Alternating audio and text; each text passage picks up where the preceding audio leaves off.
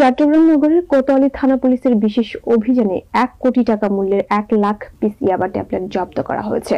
কক্সবাজার থেকে ঢাকার উদ্দেশ্যে যাওয়া একটি প্রাইভেট কার থেকে এই বিপুল পরিমাণ মাদক উদ্ধার করা হয়। বৃহস্পতিবার সন্ধ্যায় গোপন সংবাদের ভিত্তিতে চেকপোস্টে প্রাইভেট কারটি থামানোর জন্য সিগন্যাল দেওয়া হয়। এ সময় চালক পুলিশের উপস্থিতি টের পেয়ে গাড়িটি ফেলে পালিয়ে যায়। পরে তল্লাশির সময় প্রাইভেট কারের ব্রেক ঢালার ভেতর রাখা কালো ট্রাভেল ব্যাগ থেকে মোট 1 লাখ পিস ইয়াবা উদ্ধার করা হয়, যার বর্তমান বাজার দর 1 কোটি টাকা। এ বিষয়ে কোতোয়ালি জোনের উপ পুলিশ কমিশনার আলমগীর হোসেন জানান, এই 10টা প্যাকেট যার প্রতিটাতে 10,000 করে ইয়াবা আছে বলে আমরা গণনায় পেয়েছি এবং আমরা যে ব্যক্তি ড্রাইভার ছিল তার একটা মোবাইল উদ্ধার করেছি। তাকেও আমরা শনাক্ত করতে পেরেছি, তবে